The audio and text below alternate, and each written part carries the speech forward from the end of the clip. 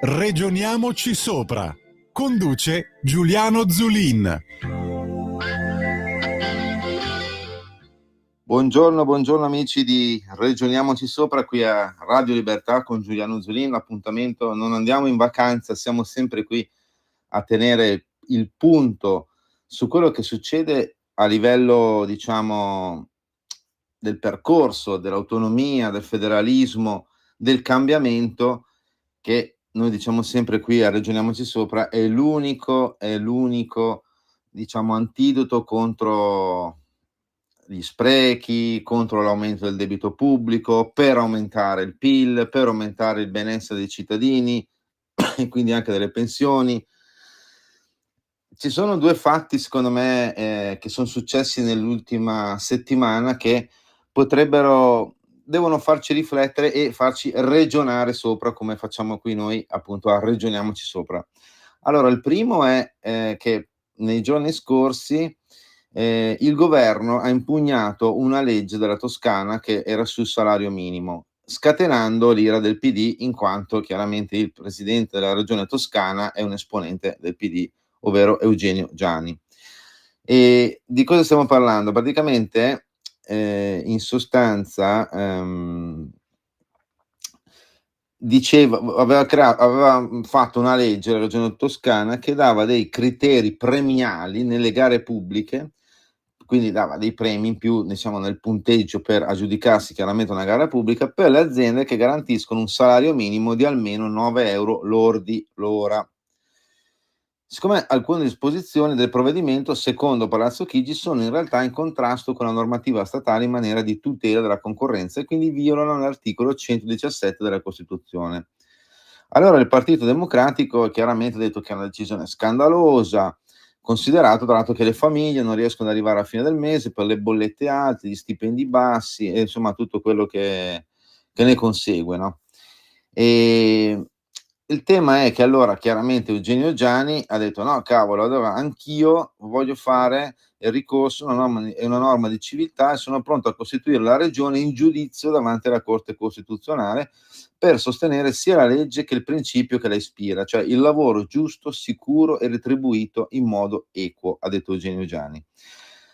Ora, noi non è che adesso entriamo nel discorso se sia giusto dare 9 euro lordi l'ora almeno a una ditta come salario minimo che partecipa a una gara pubblica, non entriamo in questo discorso, anche se sarebbe secondo me meglio mettere alcuni puntini, nel senso che mi sembra che l'obiettivo delle riforme o di un politico in generale non debba essere quello di fissare dei paletti minimi, ma sarebbe quello di fissare degli obiettivi massimi.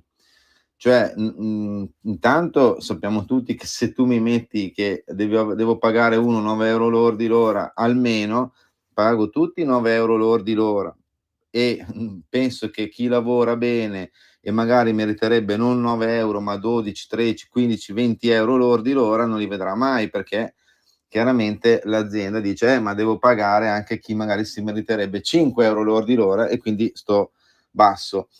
Sappiamo benissimo, cioè almeno la mia idea è che il salario minimo non è che sia sbagliato in sé per sé, il problema è che è un po' il contrario di quello che bisognerebbe pensare, ovvero noi dobbiamo puntare ai salari massimi, non ai salari minimi. Dobbiamo puntare a migliorare la produttività, a migliorare le buste paga, che non avvengono solo grazie all'intervento statale che può ovviamente intervenire con il fisco, con degli sgravi, con le detrazioni, le deduzioni, ci mancherebbe altro, ma bisogna intervenire affinché si creino posti di lavoro, possibilità, imprese che investano, e perché tutto ciò accada, a parere mio, deve esserci una macchina amministrativa pubblica efficiente. E l'efficienza abbiamo visto in tutti i racconti che abbiamo fatto qui, non racconti nel senso di storielle, di fatti avvenuti durante questi, diciamo, 70 anni, 80 anni di Repubblica, ma soprattutto anche dopo l'avvento delle regioni, che si è creato un sistema burocratico talmente esagerato, dove non si capisce chi deve fare cosa, non c'è una responsabilità precisa né nell'attività politica amministrativa, né anche a livello di finanziamento, il che poi cosa comporta questo? Che comporta che la PA è quasi una palla al piede. Allora a quel punto lì, se la PA diventa quasi una palla al piede, con tutto il rispetto di chi lavora nella PA, perché non è un problema di chi lavora nella PA, il problema è del sistema. Se questo diventa una cosa che non aiuta l'impresa o non aiuta alla creazione di un clima favorevole per l'impresa, è ovvio che, parlo non dell'impresa quella che arriva già preconfezionata, ma proprio l'iniziativa imprenditoriale che io voglio fare, come succedeva negli anni '60, '70, dove chi aveva un'idea poteva esprimerla serenamente e partire e provarci.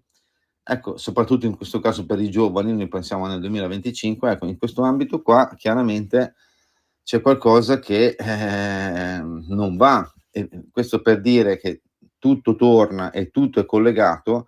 Per quanto riguarda la legge della Regione Toscana impugnata dal governo, non è che c'è qualcosa di scandaloso, c'è un qualcosa di sulla carta, parere mio, che non va nella direzione dello sviluppo, perché stiamo a guardare indietro invece di guardare avanti. Guardiamo dallo guidiamo guardando lo specchietto retrovisore e non guardando dove sta andando la strada e dove noi dovremmo andare. Ma soprattutto c'è anche un altro aspetto, diciamo, di sostanza, ovvero la regione Toscana è una delle regioni, delle 4 regioni che hanno presentato ricorso presso la Corte Costituzionale contro la legge dell'autonomia, diciamo dell'attuazione dell'autonomia differenziata, che è la famosa legge 84, scritta dal ministro Calderoli.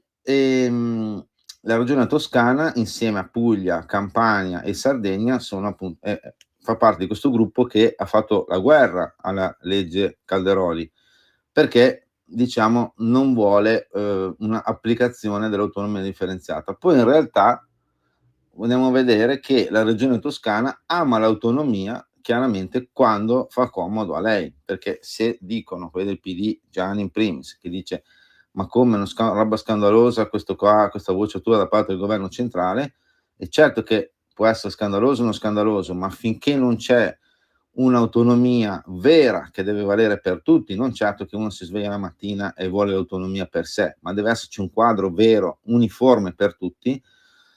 Allora è ovvio che c'è qualcosa che non va, perché poi il PD si è lamentato anche per il fatto che praticamente il governo aveva bocciato a marzo anche il testo unico sul turismo per gli affitti brevi e anche poi c'è stato il famoso caso, quello del fine vita. Prima ancora, a settembre 2004, era stata la normativa sui balneari, che poi tra l'altro che è stata bocciata dal governo, e tra l'altro la consulta l'aveva poi dichiarata incostituzionale la legge regionale della Toscana, quindi consideriamo anche che siccome poi alcuni esponenti per esempio del PD dicono che quello che fa la consulta è Vangelo sempre, ecco in questo caso bisogna anche dire che poi la consulta, la Corte Costituzionale ha bocciato proprio la legge regionale toscana. Il governo appunto aveva impugnato quella, aveva impugnato quello sul turismo per quanto riguarda gli affitti brevi, e poi anche sulla legge sul fine vita. E adesso c'è questa cosa qua che dice: no, tu non è che puoi imporre il salario minimo in Toscana e nelle Marche o in Umbria, no. Allora, poi c'era stato anche il caso che Gianni, mi pare, e anche la Puglia volevano interrompere i rapporti con Israele. Allora anche qua, no? Cioè, non è questione che ovvio che in teoria un territorio è giusto che sia autonomo nelle proprie decisioni, però porca la miseria, cioè prima dobbiamo disegnare un quadro dove ci sono i paletti e le materie ben predefinite negli ambiti dove un amministratore, un politico può esprimersi e lavorare e operare.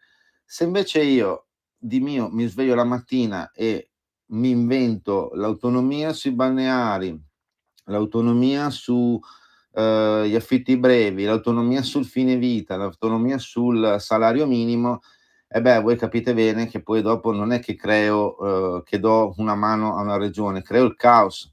Primo perché creo il caos negli operatori economici, imprese, lavoratori che dicono: "Ma scusa, ma io devo andare in Toscana, se devo partecipare a una gara per l'ASL devo avere il salario minimo."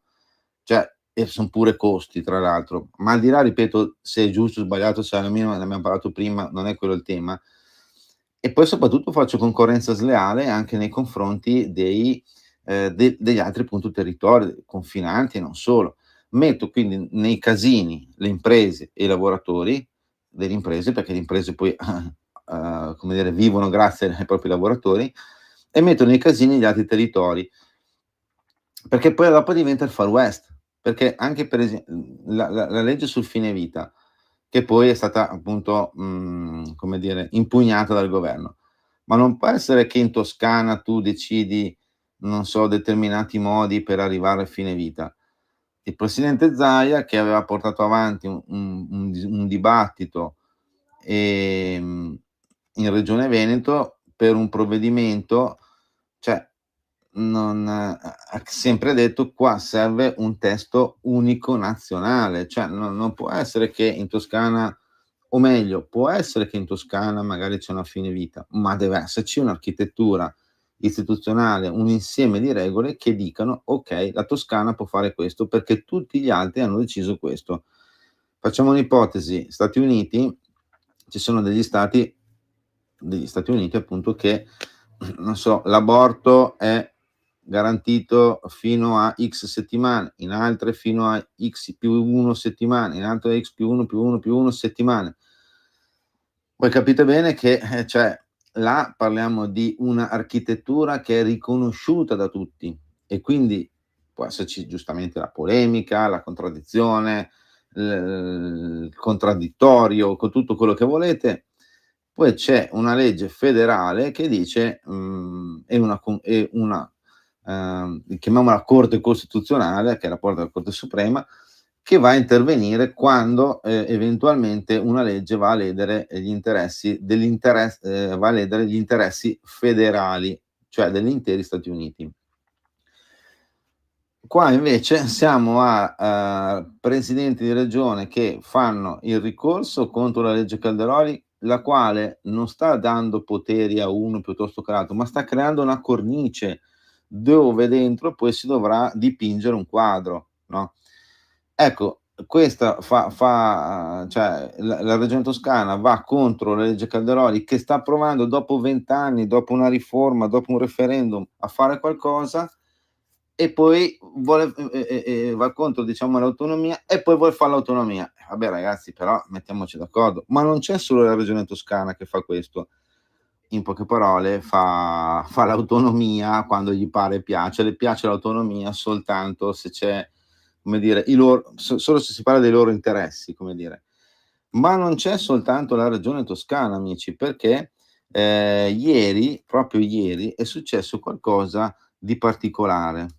Un'altra regione governata dal PD, e mi riferisco alla Puglia, col presidente Michele Emiliano, poi adesso comunque si andrà anche alle elezioni anche in Puglia, poi adesso vedremo chi saranno i candidati, ma quello che se ne frega, ne parleremo più avanti.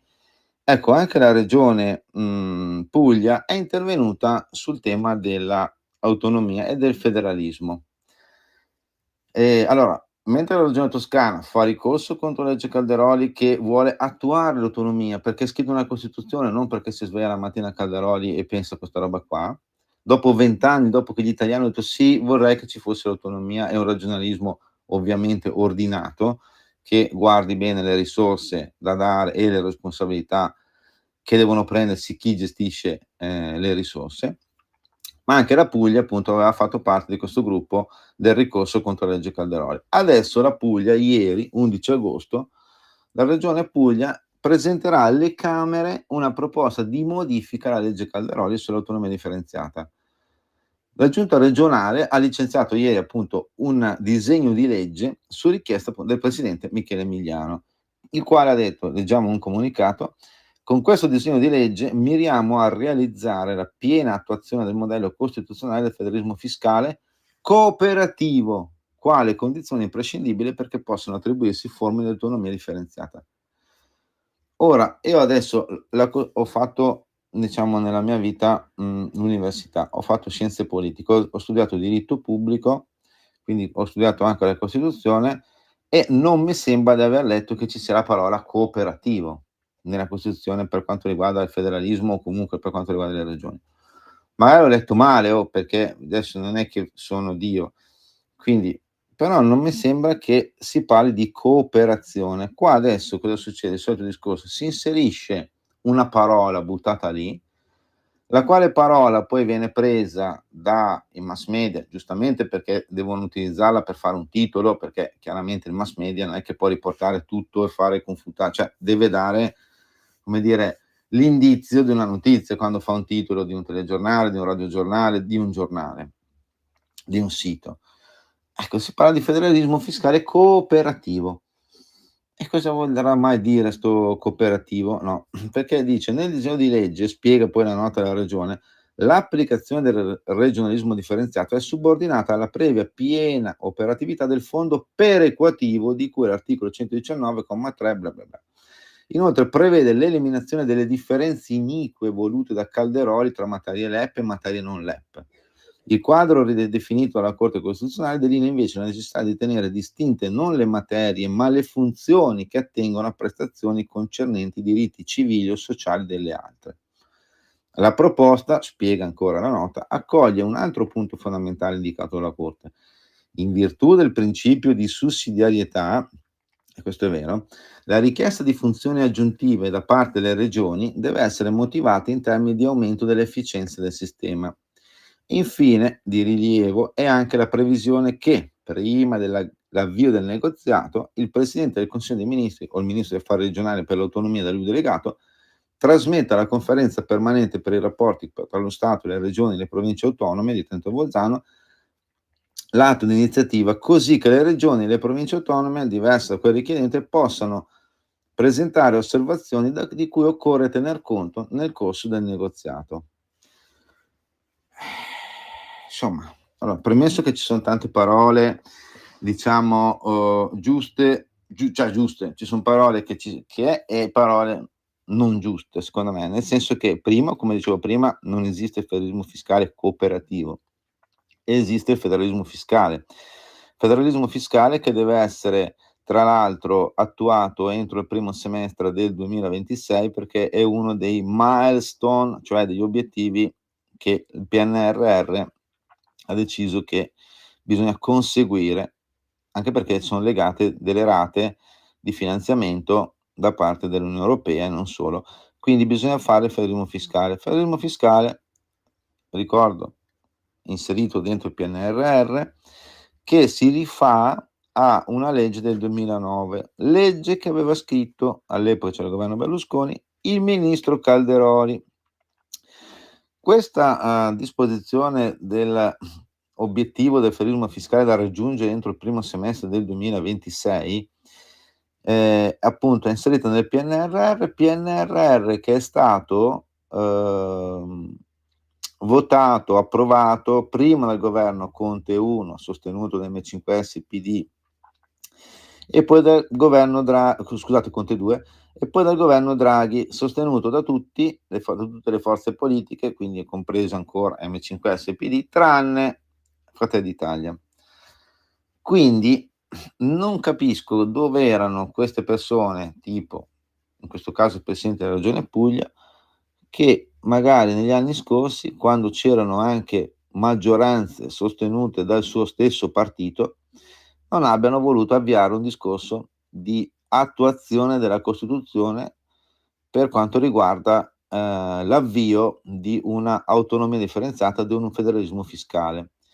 Non per altro, ma perché la riforma appunto del regionalismo spinto, dell'autonomia differenziata, del federalismo fiscale risale al 2001, riforma voluta sempre dal centro-sinistra, lo ricordiamo. Cioè, allora anche qua il tema è, dice Emiliano, in sostanza, qua voi dovete prima creare un fondo perequativo, cioè dove mettere dentro dei soldi perché in teoria dobbiamo avere più o meno gli stessi soldi. Ok.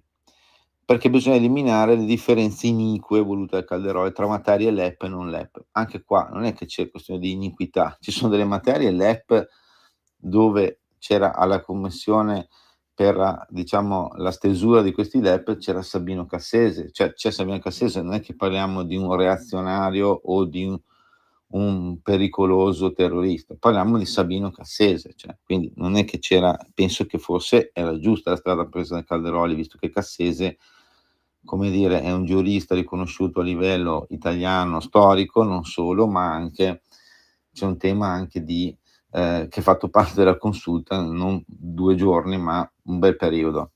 Quindi forse magari aveva ragione Cassesi più che il ricorso di Emiliano. Poi dice: vabbè, ma qua e però anche per esempio qua, diciamola tutta, quando si parla del fondo perequativo, non è che adesso ci sono delle regioni che hanno meno soldi rispetto ad altre. Facciamo l'esempio della sanità, ne abbiamo parlato 1000 volte qui a Ragioniamoci Sopra. Tra l'altro proprio settimana scorsa, nella sanità ci sono stesse risorse, perché i criteri sono uniformi ovviamente in tutta Italia, poi i risultati dell'efficienza degli ospedali o della medicina territoriale o quello della prevenzione sono diversi, con punteggi diversi. E questo perché? Perché sono gestiti in maniera diversa. Da una parte bene, dall'altra male. Quindi non è una questione di risorse, noi diciamo sempre, qui ragioniamo sopra, è una questione di capacità di gestire i soldi pubblici. Certo, servono delle certezze sui soldi pubblici, nel senso che non può essere che uno ogni anno, per esempio sulla sanità, vada a trattare con lo Stato per dire dammi qua, dammi là, dammi su, dammi giù. Deve esserci una certezza di entrate e poi quindi una responsabilizzazione da parte di chi gestisce gli enti territoriali. La conferenza delle regioni e province autonome il 30 luglio, praticamente proprio in materia di federalismo fiscale, ha presentato degli emendamenti dove si chiede praticamente la compartecipazione dell'IRPEF che deve essere comprensiva del gettito della crescita economica, la fiscalizzazione che deve riguardare tutti i trasferimenti, non solo la quota pari a 5,87 miliardi prevista dallo schema del 2027, riportando la fiscalizzazione agli oltre 10 miliardi già individuati dalla Commissione tecnica fabbisogni standard. Poi le regioni tutte, quindi anche quelle che fanno i ricorsi contro l'autonomia, chiedono l'attribuzione alle regioni anche del gettito derivante dalla lotta all'evasione fiscale relativa alla compartecipazione IRPEF e IVA e più chiedono l'istituzione di un fondo per rafforzare il contrasto all'evasione dei tributi regionali. Ora, non capisco perché quando si va in conferenza Stato-Regioni, i presidenti delle regioni che poi sono contro l'autonomia chiedono più soldi e chiedono appunto giustamente dei paletti per quanto riguarda le entrate e diciamo delle regole fisse e un ritorno dei soldi che sono stati promessi e non sono stati assegnati non da questo governo, ma dai governi magari proprio sostenuti dal PD negli anni scorsi. E poi però vanno a fare ricorsi presso le consulta, vanno a presentare un progetto di legge, che ne so, regionale, che dica no, però le Camere devono discutere di quello che diciamo noi e creano questa idea del federalismo fiscale cooperativo, ma cioè non si parla di cooperative dentro dentro la Costituzione per quanto riguarda il federalismo fiscale o l'autonomia. Cioè si parla di sussidiarietà. Sussidiarietà vuol dire che deve rimanere tutto legato, risorse e gestione legate il più possibile vicino al territorio in questione, no? Per cui diffidiamo sempre, e siamo qua alla conclusione, e vi auguro a tutti innanzitutto buon Ferragosto prima che me lo dimentichi, diffidiamo sempre da quelli che vogliono portare avanti l'autonomia solo per smontare chi invece lavora da decenni per l'autonomia. L'autonomia è una roba molto semplice, è un qualcosa di molto semplice, vuol dire che uno sa cosa deve fare in base alle entrate che gli arrivano certe. Quelli che vogliono l'autonomia per il salario minimo, i balneari, gli affitti brevi, il fine vita, o quelli che dicono no, vabbè ragazzi, facciamo che adesso ne ridiscutiamo tutto dopo che sono passati 24 anni dalla riforma costituzionale, mi riferisco ai presidenti della regione Toscana in primis e la regione Puglia, Insomma, possiamo dirlo, non ci siamo. Noi invece continuiamo a esserci, puntando sul nostro obiettivo, che è quello della riforma, la madre di tutte le riforme, il federalismo fiscale, l'autonomia differenziata. Da Giuliano Zulin, qui a Ragioniamoci Sopra, lo ripeto ancora, buon Ferragosto e come sempre buona autonomia a tutti. Ciao!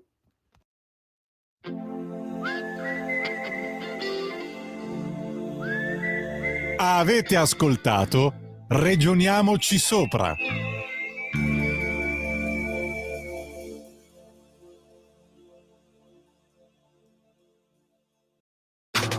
Stai ascoltando Radio Libertà. la tua voce libera, senza filtri né censura. La tua radio.